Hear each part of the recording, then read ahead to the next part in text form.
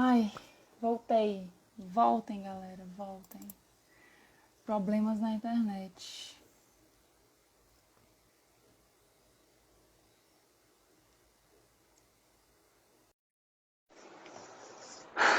Vai dar certo.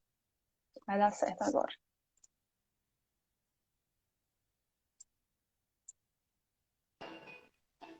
Olá, Ai, pronto. Olá. Caiu aqui tudo, mas deu certo.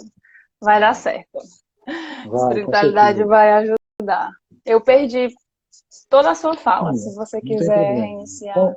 Então, eu estou psicanalista, sou palestrante, né? Tenho 92 livros publicados, tenho uma filha trans, a Ana Carolina, que mora em Berlim, tenho a Janaína, que mora aqui Hum, em Santos, tenho duas netinhas, Maria Luísa e Isabela.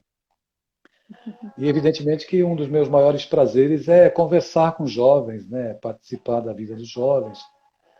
E o trabalho tem me com permitido certeza. isso, não apenas como psicanalista, mas como escritor mesmo. Deixa eu tirar aqui a minha musiquinha. Quando você não aparecia, eu estava escutando aqui no papo, estava muito bom. Então, é uma alegria para mim poder participar de eventos, né? Sempre que eu sou convidado, principalmente para falar sobre esses Uhum. assuntos, sexualidade e todas essas questões, a galera costuma me chamar. Acho que é por causa da minha experiência prática também, né? Não apenas no acolhimento da galera LGBTI, mas, mas pela minha própria experiência de pai de uma mulher trans. Então, eu percorri caminhos aí maravilhosos e a minha filha me tornou certamente um homem melhor, um pai melhor, e eu sou todo gratidão. Então, é uma honra te conhecer e estar aqui, viu? É uma honra também, Adeilson, ter você aqui. Me sinto muito honrada, por ter sido convidada pelo Coletivo Gerações para esse momento. Bom, eu li alguns livros seus, mas já fazem muito tempo. O trabalho e os meus outros projetos me impedem de me manter uma leitura que não seja para o Sim, trabalho, né? compreendo. Mas eu li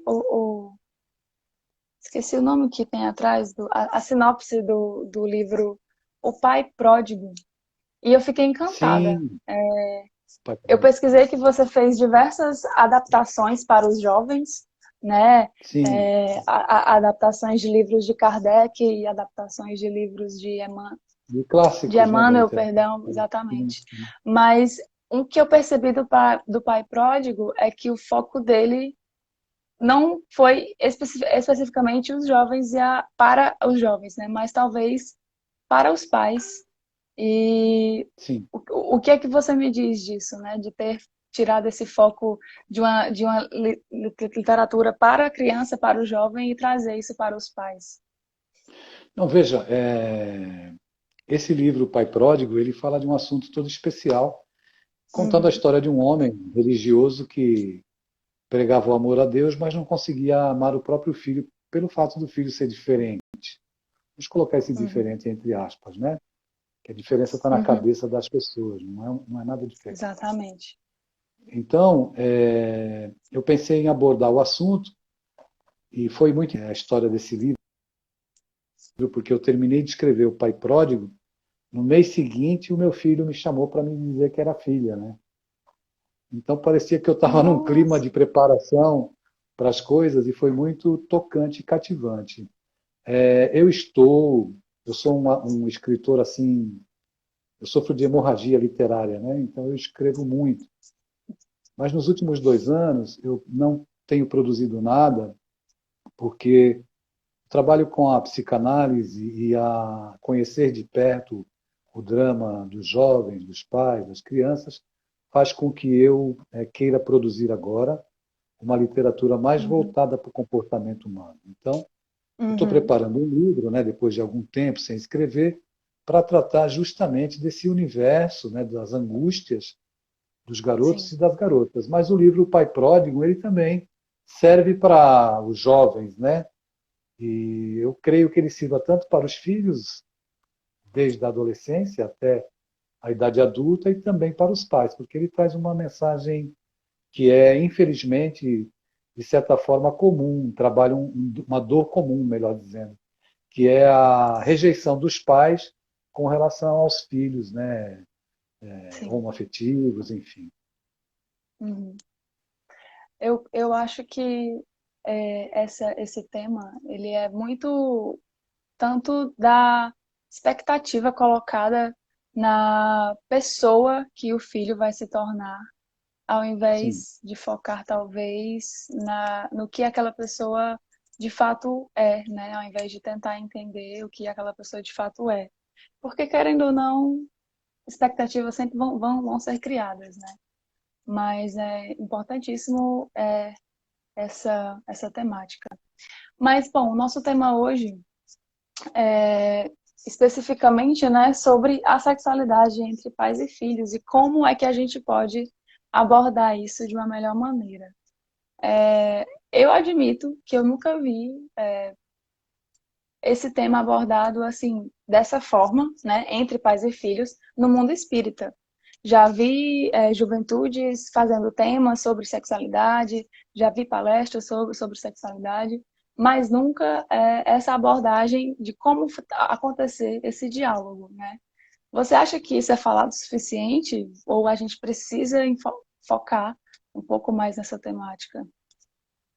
não é um assunto que não é tocado, que ainda é tabu, né, infelizmente. E esse tipo de falta de abordagem acaba contribuindo muitas vezes até para processos de ideação suicida, processos de automutilação, quando o jovem, Sim, o pai está dentro de casa com o filho, mas não está dentro da vida do filho. Então, isso que eu estou é. falando é algo muito importante, porque é como se o filho fosse órfão, só que ele é órfão emocional, ou seja, transita com o pai, com a mãe ali, mas ele é um personagem que, de certa forma, é desconhecido do pai e da mãe. Então, Sim. é muito interessante, sabe, você observar o jovem cumprindo um papel de atender à legislação doméstica. Eu tenho que atender tudo aquilo que é instituído pelos meus pais. E eu fico escondido atrás daquilo que eu represento. E às vezes eu não me mostro, eu não revelo as minhas dores. Ou eu procuro me comportar de um jeito que eu não venha a trazer frustração para os meus pais. Então, é claro que esse tema é um tema urgente. Por quê? Porque a sexualidade, né, faz parte da vida. É um assunto que deve ser tratado com responsabilidade e de maneira saudável. Imagina você nos dias de hoje, quando o sexo é absolutamente banalizado, que qualquer adolescente tem acesso a conteúdos pornográficos, quando a sociedade está absolutamente erotizada. Você não falar de um assunto Uhum. que acaba gerando conflitos, né, naquele período Sim. delicado, em que você sai da puberdade, entra na adolescência, eclosão dos Uhum. hormônios, individualização emocional, uma série de situações que o adolescente acaba experimentando na sua transformação, na sua busca de identificação dentro da sociedade, dentro do grupo social que ele transita, e mais essas questões. Se é um garoto que tem a condição da homoafetividade, evidentemente, a depender do lar que ele viva e do Uhum. comportamento do pai e da mãe, ele pode enfrentar sérios problemas, né, e muitas dificuldades.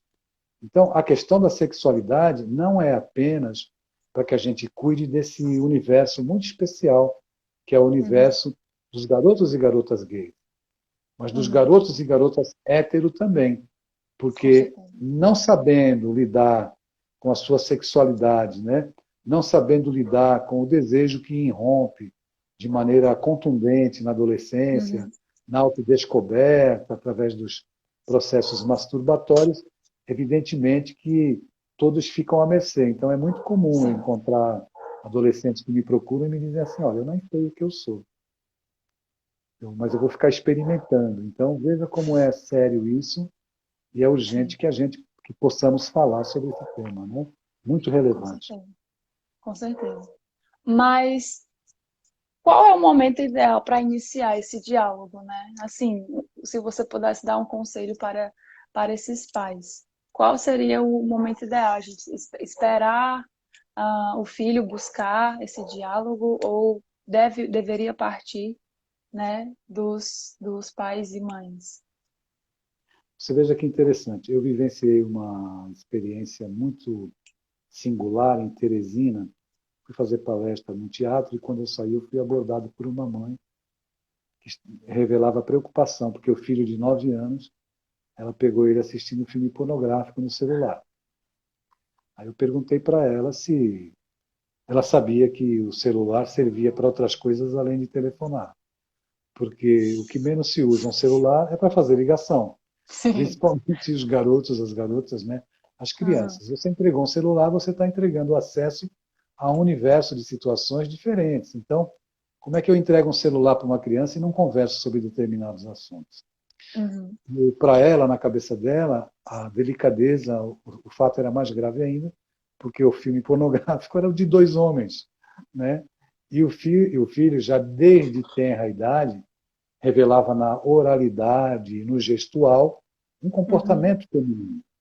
Eu Uhum. estou trazendo esse exemplo para dizer que existem crianças, né, assim como existem adolescentes, que a maturidade emocional ela é diferente. Então, por exemplo, quem Sim. tem mais de um filho dentro de casa vai se dar conta olhando para os filhos e cada um tem uma maturidade emocional e cada um tem uma necessidade. Então, tem filho que necessita de um pouco mais de rigor, outro necessita de mais carinho.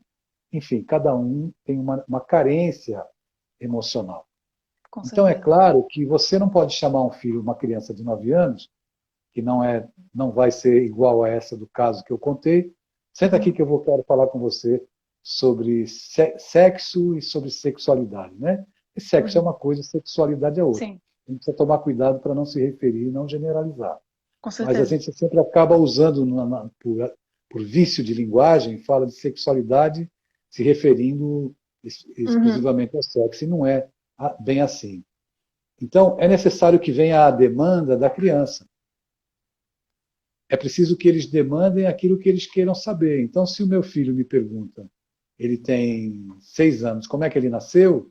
Eu vou contar para ele apenas como é que ele nasceu. Então, eu não preciso, olha, descrever como é que se dá a prática da intimidade do papai com a mamãe, para que ele consiga entender como é que ele veio ao mundo. Eu respondo Sim. numa linguagem pedagogicamente adequada, sem mentir, sem história de Uhum. cegonha, que isso não cabe mais, porque a criança merece ser respeitada. Então a gente Com vai certeza. atendendo a demanda de falar sobre sexo, sobre sexualidade, à medida que os filhos vão buscando a orientação, né? Sim, é verdade. Principalmente porque, como você até mesmo falou no início, né? Ainda é muito um tabu.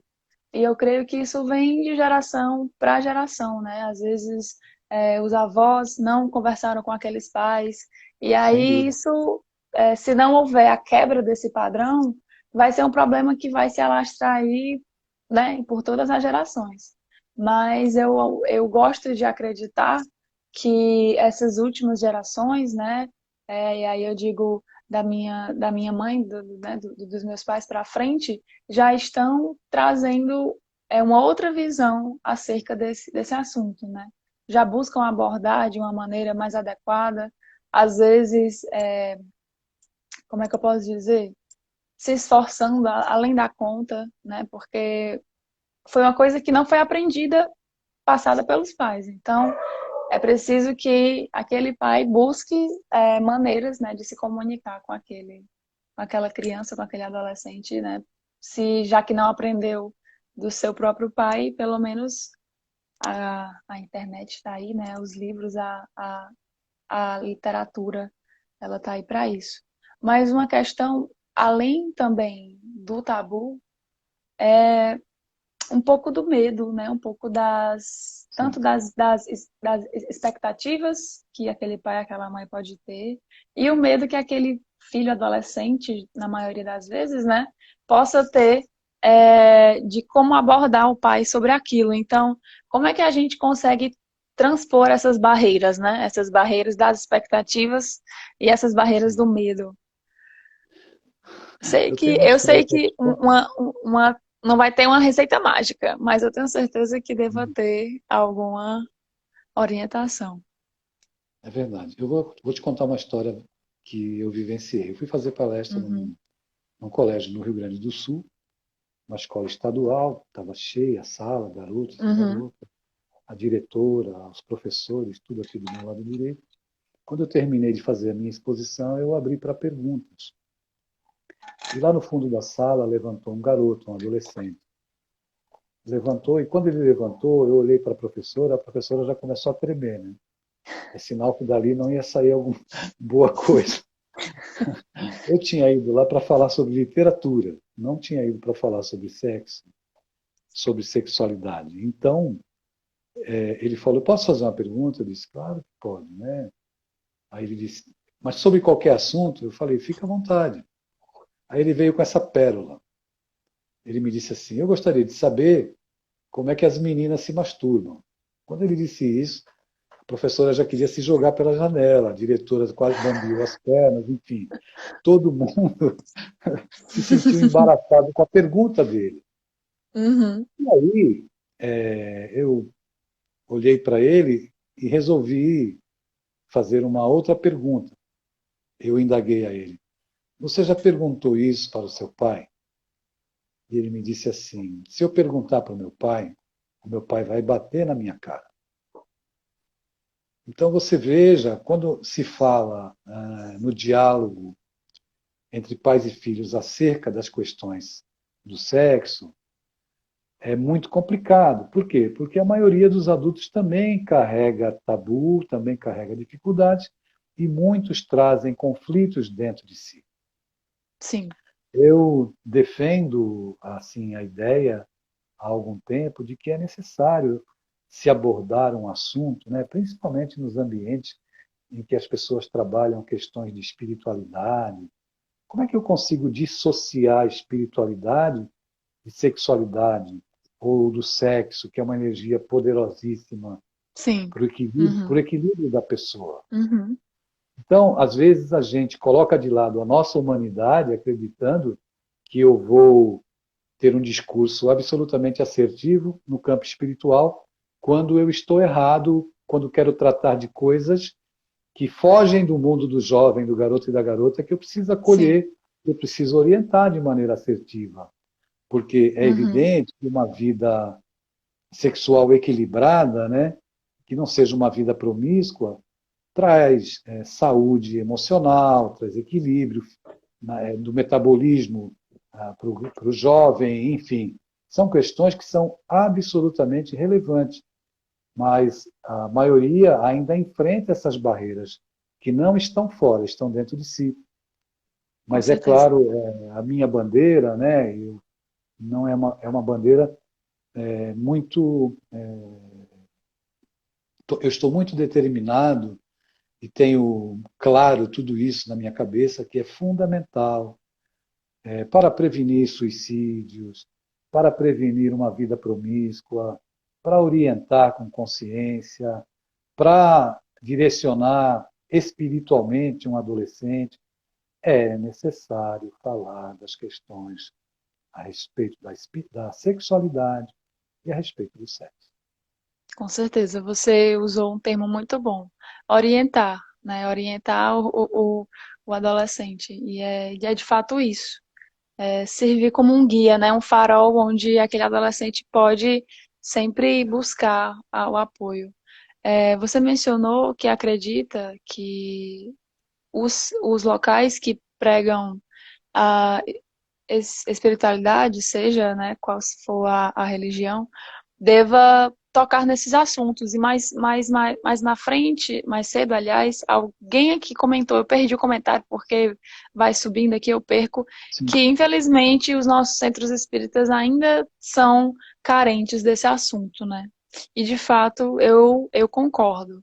Eu tento trazer essa temática, né, da sexualidade, da energia sexual, do que o Espiritismo tem a dizer sobre isso dentro da minha juventude. E os meus colegas que eu conheço das juventudes de Fortaleza também abordam, né?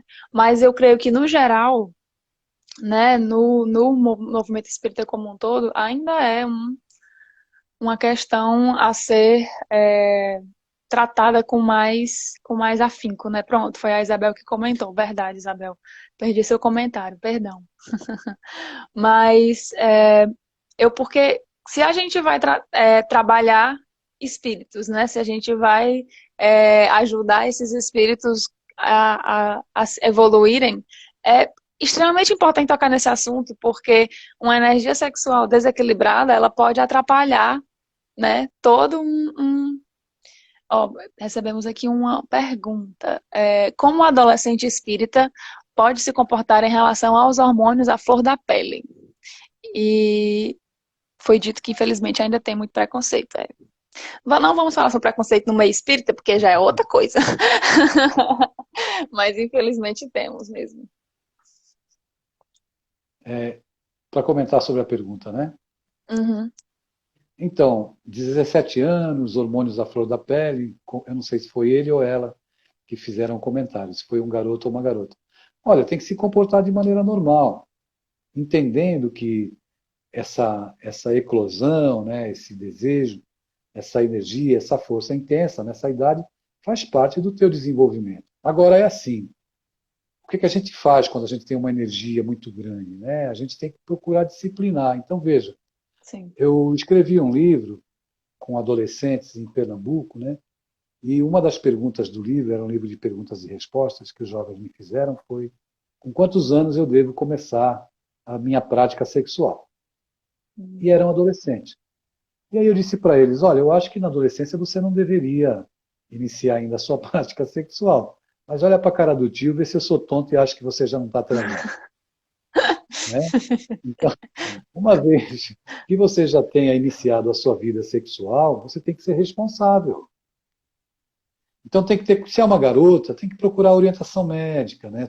Ver se tomou, verificar a vacina, HPV, tudo isso faz parte, eu entendo, de uma educação saudável, né? Eu quero Uhum. espíritos saudáveis em corpos saudáveis, então eu não posso deixar de tratar desses assuntos. Fica falando Sim, em Jesus, dobrando o joelho e não fala da realidade. Jesus faz parte da vida da exatamente. gente, mas é importante tratar da vida real. Não é? Exatamente. A nossa sublimação em busca de Deus, ela vai se dando à medida que a gente respeita a nossa condição humana. E vai tratando os apelos da vida, no desenvolvimento, principalmente na adolescência, com responsabilidade. Então eu disse para eles que eles já estavam começando cada vez mais cedo e por isso deveriam ter responsabilidade e cuidado. Então eu sempre dou esse exemplo.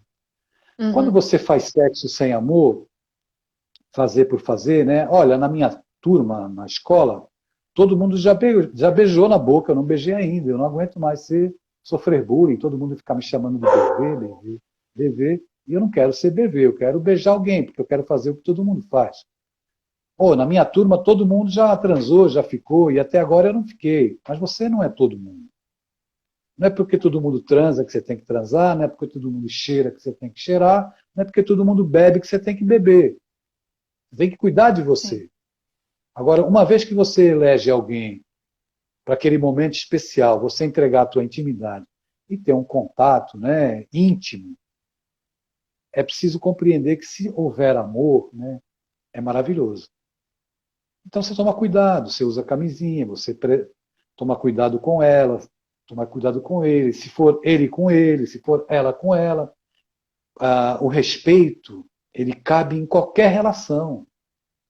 E aí, evidentemente, se você não tem amor, é a mesma coisa que você pegar um copo de 300 ml, sentar a bunda na areia da praia e beber água do mar. Você vai beber o oceano inteiro, Pacífico, Índico, Atlântico, não vai matar sede, porque sexo sem amor não mata sede. E se você Parece tem frase de amor, mãe, né? Não é todo mundo. é, se você tem amor, aí a coisa é diferente. Sabe por quê? Porque os cachorros também transam, mas necessariamente não amam. A questão não Sim. é copular, a questão é ter amor, ter intimidade, se entregar, fazer amor e depois ter um orgasmo gostoso na conversa, no respeito, nos sonhos, porque a questão não é só o coito, é muito além. É a relação que você constrói. E o amor é que dá sentido a tudo isso.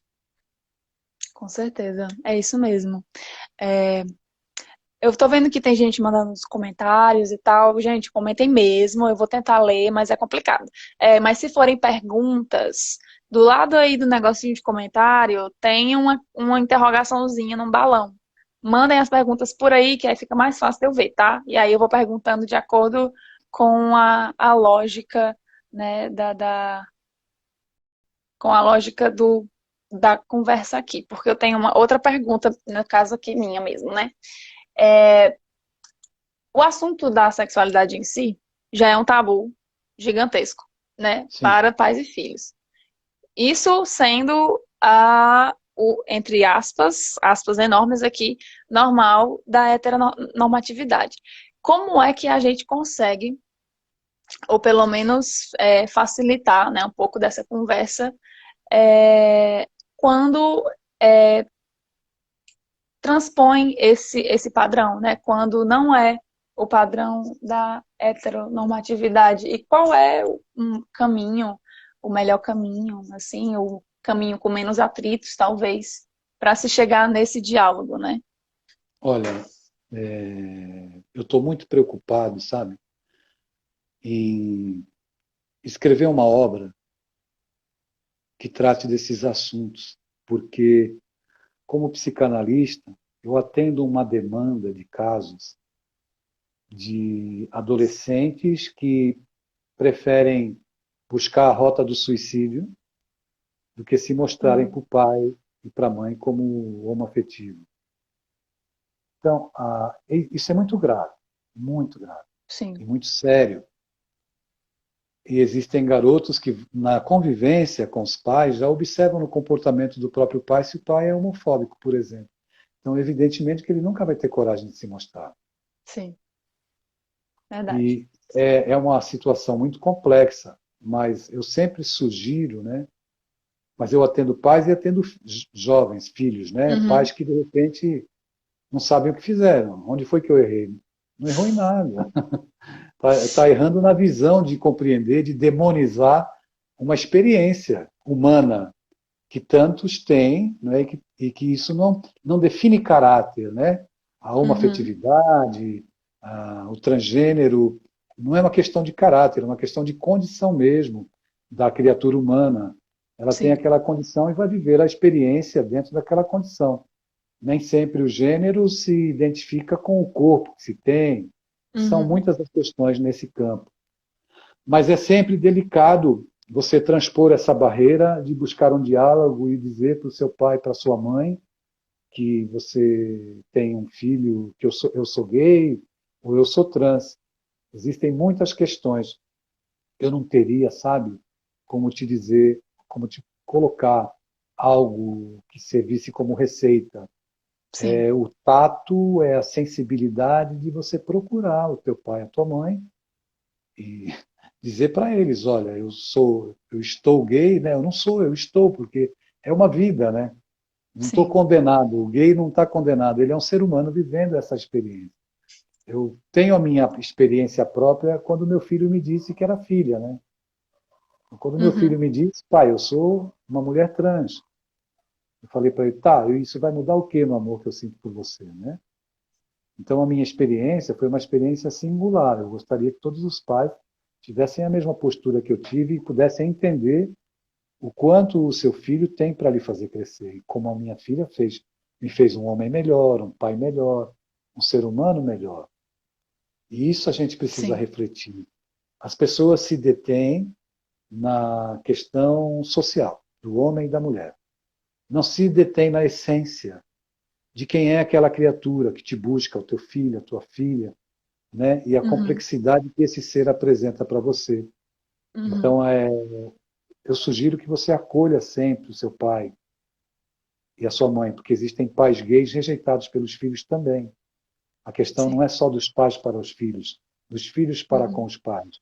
Eu conheço homens homoafetivos que educam os filhos, auxiliam, eles trabalham provendo todas as necessidades dos filhos e os filhos rejeitam os pais.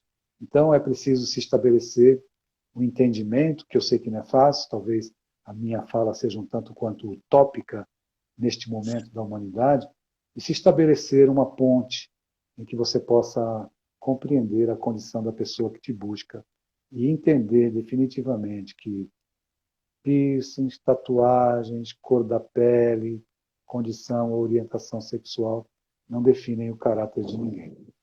Com certeza. E lembrar que por baixo desse corpo, né, que nos abriga temporariamente, existem espíritos que já tiveram, com certeza, experiências Imortais, sem semelhantes. dúvida, sem dúvida. Eu creio que se todos os homofóbicos parassem para refletir, principalmente os que usam o espiritismo para justificar, né, o seu preconceito, parassem para pensar que eles já podem ter vindo em vidas, em encarnações, em alguma das letras do LGBTQIA+, talvez eles parassem um pouco para pensar um pouco melhor sobre isso, né? Porque as chances são gigantescas, considerando que essa não é a nossa primeira encarnação, não vai ser a nossa última, a gente tem uma bagagem gigantesca, né, sobre isso.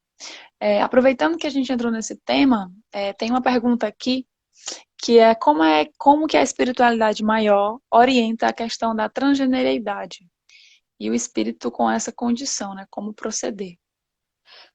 Antes de seguir, já que você está falando de espiritualidade maior, eu vou dar subsídios para as pessoas lerem e pesquisarem, tá bom? Para que não pareça um Melhor discurso coisa, para que não com pareça um certeza. discurso que eu inventei aqui. Ah, o Adeilson está inventando. Não. Você vai lá, entra na internet, no Google, e procura lá Revista Espírita, janeiro de 1866. Procura um artigo que Allan Kardec escreveu. As mulheres têm alma?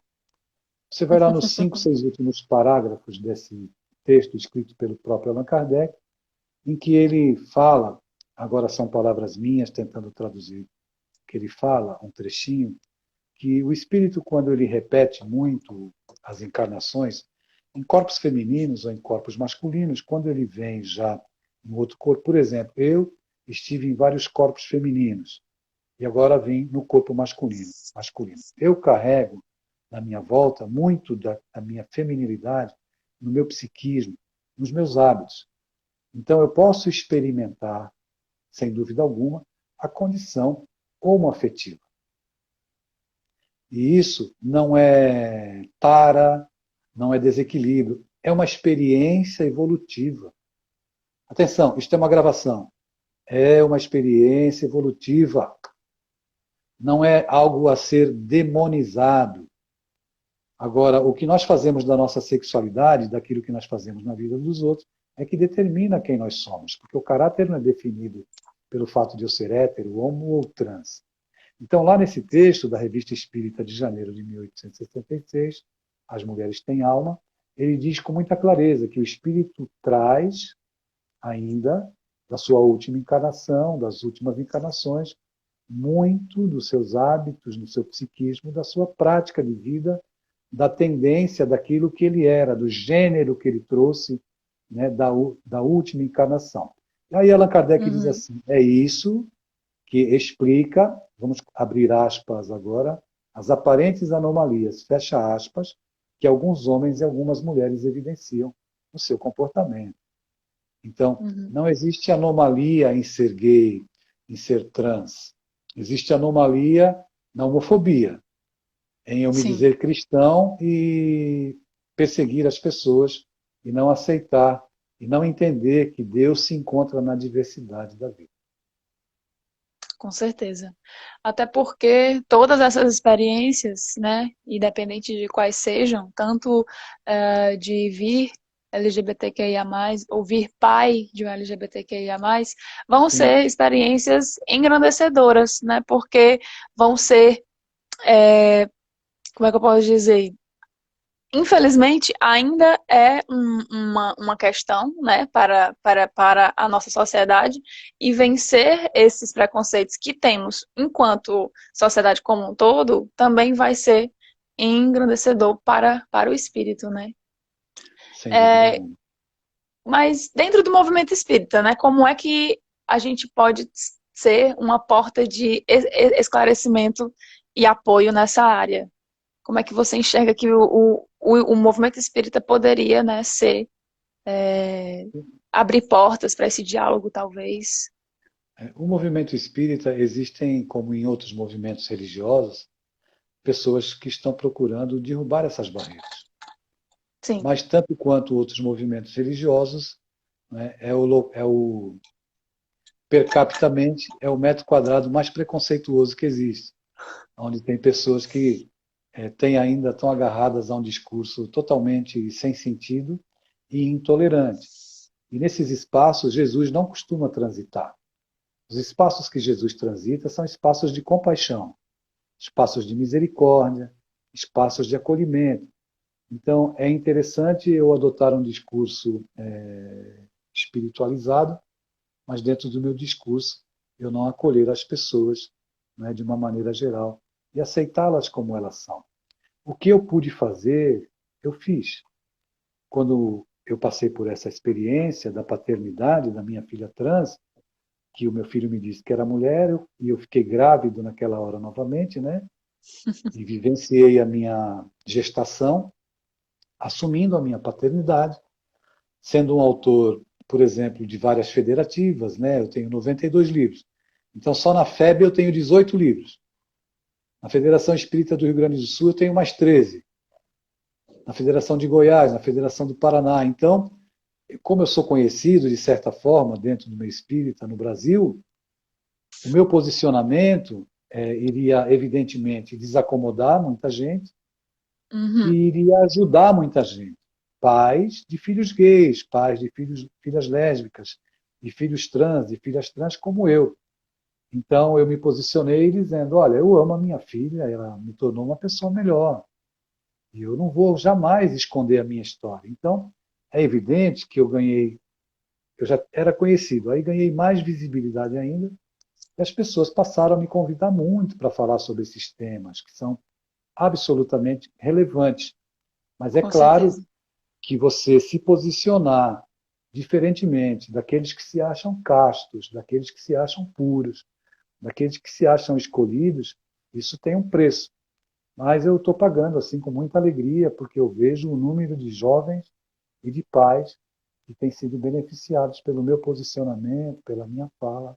Eu não conseguiria estar com você aqui hoje, olhando para você, sem que eu tivesse tido uma postura como essa, né? Com certeza.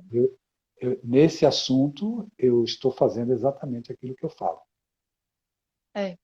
E eu acho que é de pouquinho em pouquinho, né, que a gente vai fazendo essas mudanças. Se ainda existem, infelizmente, pessoas dentro do movimento espírita que às vezes são contra tais temáticas, não querem que elas sejam abordadas, às vezes até por um preconceito aí disfarçado de fé, que a gente possa ser a mudança que a gente quer ver, né, dentro do movimento. Também é isso que eu tento fazer no pequenininho da minha juventude, aqui no interior do Ceará, e querendo ou não, eu tenho certeza que está fazendo a diferença na vida de muitas pessoas, né? Há um tempo atrás, quando ainda éramos presenciais, né? Parece que foi outra vida. Tínhamos uma jovem dentro do centro espírita que ela ia quase que escondida para a juventude, né? A mãe no início não queria que ela fosse. Até que passou a ser ok. E aí a gente fizemos depois de vários encontros, um deles foi sobre sexualidade, como um todo, Sim, né? Aí, tudo bem, várias perguntas e eu tentei responder da melhor maneira, do que me cabia, claro, porque apesar de preparar o tema, nunca me sinto 100% preparada e sempre que tem uma dúvida que eu não sei responder, eu anoto para pesquisar para, né, dar a melhor resposta.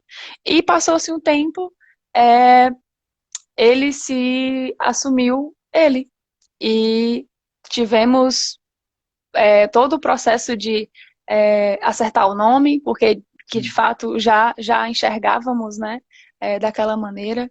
E, inclusive, fizemos um arraiá organizado pela juventude, mas a pedido da direção do centro, onde ele ganhou a faixa de Rei do Milho. E aquilo, enquanto coordenadora da juventude, considerando que eu não participei da votação, me deixou extremamente feliz. né, de ver como o Centro Espírita acolheu aquele jovem. E hoje ele está em outro país aí, fazendo a sua faculdade, etc. Mas eu gosto de pensar que o meu Centro Espírita é uma pequena bolha, né, nesse imenso mar aí de espíritas que infelizmente ainda são Esse um oceano de pouco, intolerância. né? Exatamente. Deixa eu tentar ler aqui alguns comentários falando aí saudades do MIEP, Biadeilson, sempre me deixou motivado, sou grato demais. E que, aí falando de você palestrando no COEM, Bauru e vários outros locais, e que a Obrigado. Maria, e a Priscila dizendo que amaria essa abordagem na escola. Ai, falar de escola e abordagem com relação à sexualidade ainda é um problema, né? Considerando que boa parte das escolas públicas, pelo menos, ainda tem um entrave do governo, né? Mas como é que a gente pode abordar você enquanto é, que já palestrou diversas vezes com relação a esse tema, inclusive talvez não em escolas, mas tem esse contato Olha, muito com os jovens, né? eu faço Como é que a gente muitas pode palestras em escolas também. sobre sexualidade também? Ou Também. porque você falou, mencionou literatura, né? Sim, não, mas sim, Como é que literatura e também esse tema.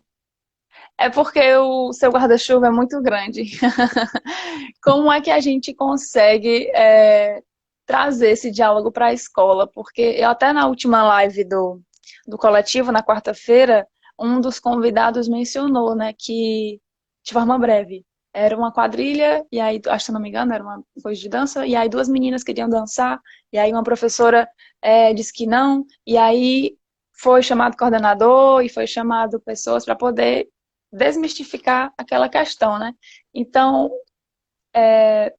além de nós fazermos o nosso pequeno, né? Os professores não deixarem que esses discursos transcorram, o que mais pode ser feito, né? Dentro de uma escola, para poder melhorar um pouco esse diálogo, né? Veja, eu falava, e não estou falando agora por causa da pandemia, né? Mas eu Sim. faço muita palestra em escolas e universidades para tratar de diversos assuntos. Então, quando me chamam para falar sobre o suicídio, por exemplo, é evidente que uma das causas do suicídio são as questões referentes à É, sexualidade. não tem Então, como dissociar. tratar o problema na sua raiz é falar de sexualidade. E é Com evidente, olha, eu certeza. tenho histórias assim impressionantes que eu quero colocar no livro dos adolescentes que vinham, porque depois das minhas palestras era uma choradeira danada, né? E formava aquela fila de jovens querendo conversar comigo. E cada um vinha relatar os seus dramas, as suas lutas. Então, eu comecei, sabe, a colocar uma condição. Você me convida para fazer Uhum. palestra, eu aceito, mas existe uma exigência da minha parte. Eu vou falar com os jovens, mas eu exijo falar com os pais também, para poder Sim, atender também essa outra demanda, porque alguns com pais certeza. são intolerantes mesmo, né, e preconceituosos, mas muitos pais precisam apenas ser orientados e você conversar com Uhum. eles acerca de um assunto que para eles é um tabu e que na verdade eles não sabem lidar. Sim. Eu não tenho, não fico dourando a pílula. Eu falo diretamente sobre o tema, sobre o assunto, dentro do contexto da escola, dentro da nossa essência como seres que necessitamos de afeto. E o afeto, ele, ao ser manifestado, ele não tem gênero, masculino ou feminino. Ele apenas é Uhum. afeto. O amor também Sim. não tem gênero, masculino e feminino. Ele apenas é amor. Quando eu olho para um casal, eu olho para um casal. Eu não vejo se tem dois homens, duas mulheres ou um homem e uma mulher. Eu olho para um casal. Uhum.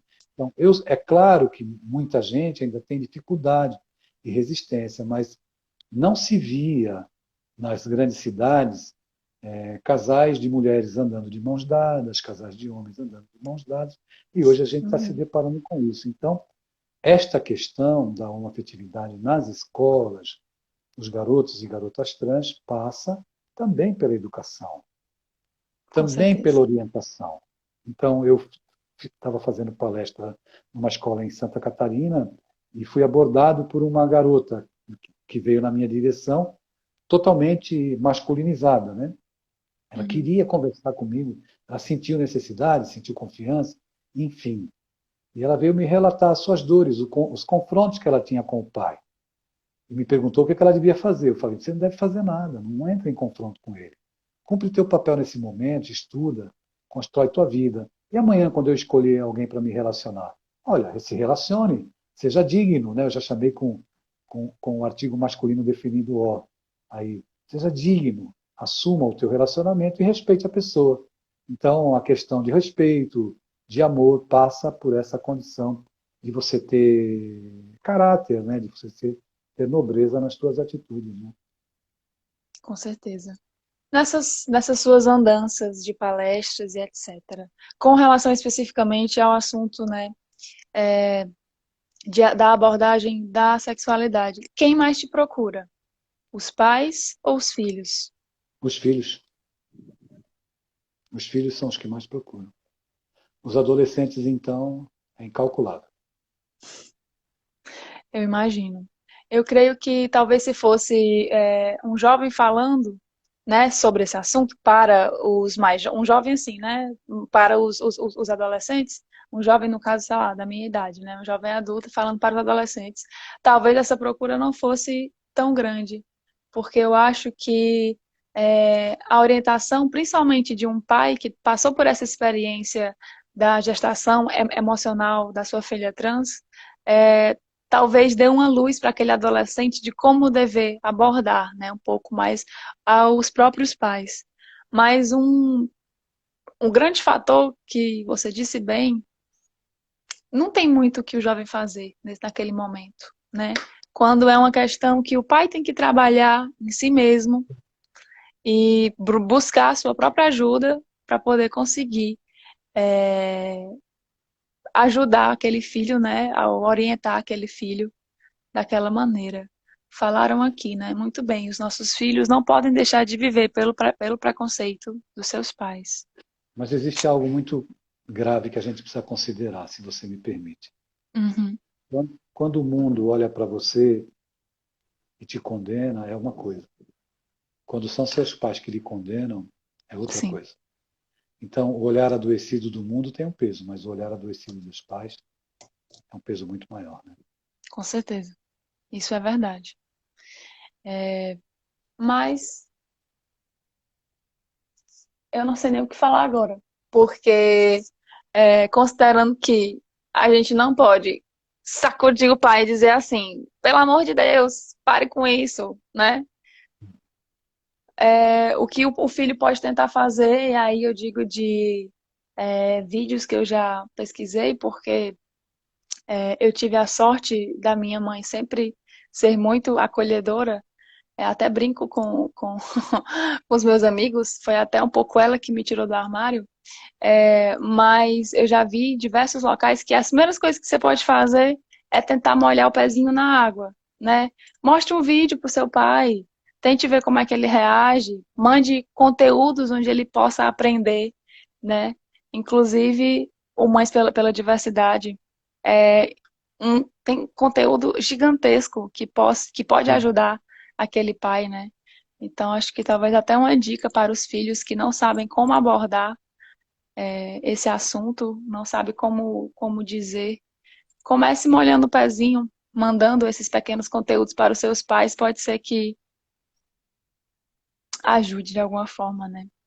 E para aqueles que são rejeitados pelos pais, eu sempre digo o seguinte: o seu pai e a sua mãe já lhe deram o que é mais precioso, né? O que pode existir de mais precioso.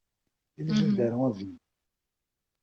Então agradeça, né? E vá viver sua vida com dignidade, porque o tempo vai trazer respostas e os seus pais, mais cedo ou mais tarde, irão aprender a te respeitar. é Existem verdade. situações em que você não pode querer forçar abrir a cabeça da pessoa. Não adianta também você ter discursos.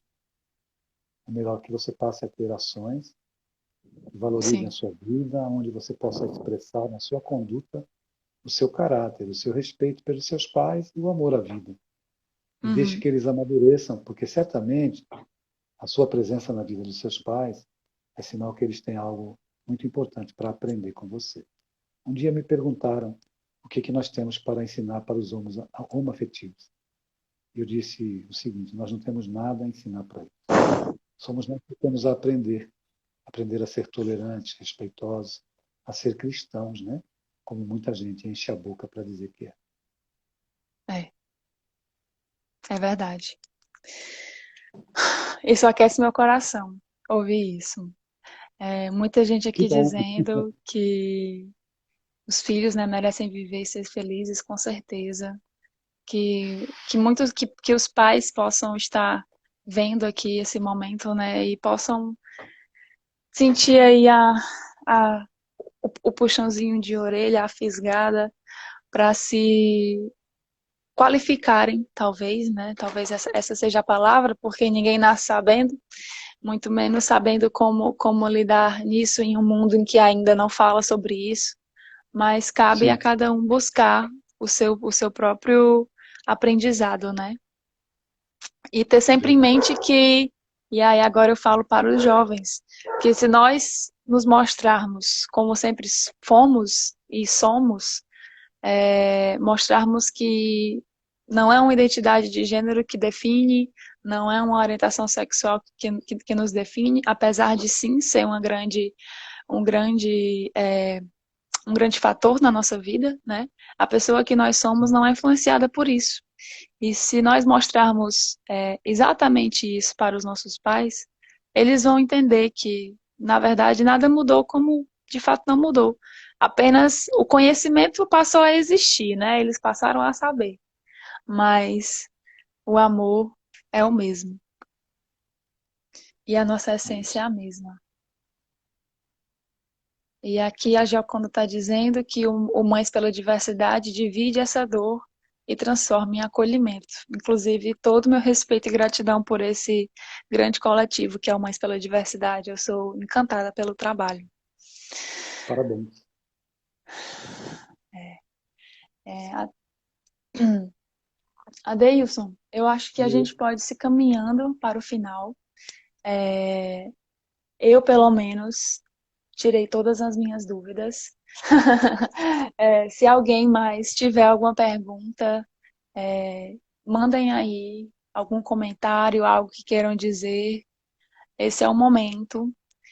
A Priscila está dizendo que minha irmã, ensinou sem perceber que o amor não tem limites. Eu amo muito pela pessoa que ela é, orgulho demais dela. É isso mesmo. bonito. Eu acho que, como você mesmo disse, né, os LGBTQIA+, têm muito que ensinar a esse amor de fato incondicional, né? A botar em prática esse amor incondicional. É verdade. Eu que agradeço a Tirar oportunidade mais uma vez, viu? Muito obrigado. Eu, em É, nome bom. do coletivo Girassóis, agradeço muito pela sua presença e eu queria aproveitar, rapidinho, rapidinho, juro que eu vou ser rápida, em nome do Não, fica à Comércio, vontade. do coletivo de Mocidades Espíritas do Estado do Ceará. Sigam a gente, @comércio_juventude. Amanhã é o último dia de inscrições para o MOARGE, que é o Momento da Arte Juvenil Espírita. E ele está aberto para qualquer pessoa de qualquer estado participar, até porque vamos ser online. Então, corra lá no @comece _juventude para fazer a sua inscrição. Nós vamos ter oficinas de colagem, de aquarela, dança, mapas heurísticos e libras. Então, nós vamos ter essas oficinas, vão acontecer nos dias 26 e 27 de junho, e as inscrições terminam amanhã. Ainda temos vagas, corram para se inscrever, e vai ser um aumento muito incrível de soma e compartilhamento aí da arte juvenil espírita. Adeilson, muitos parabéns e obrigados aqui. Enorme gratidão por esse momento, foi uma troca muito importante. Se você tiver alguma mensagem final a deixar para esses pais, esse é o momento para que a gente encerre aqui a fala. E é isso. Só gratidão mesmo. Eu agradeço mais uma vez a gente poder abordar esse assunto, né? Tão necessário de se falar, de se trabalhar. Eu desejo aos papais, às mamães, que aprendam a olhar para os seus filhos para além do corpo e para além das convenções sociais, porque existe uma essência espiritual que transcende. O amor passa longe da genitália, muito longe. A genitália, né, ela expressa um movimento humano do prazer, da Uhum. busca, do complemento. Mas os nossos filhos, eles são muito mais do que os corpos que eles habitam. E a gente precisa ter um olhar assim, realmente amoroso, um olhar humanizado. Existem muitos seres humanos, mas poucos seres humanos humanizados. E isso se dá também na nossa relação com os nossos filhos, com as nossas filhas. Sejamos papais e mamães humanizados. Certamente seremos mais felizes. Muito obrigado. É isso mesmo. Muito obrigada, de verdade. Uma boa noite a todos vocês.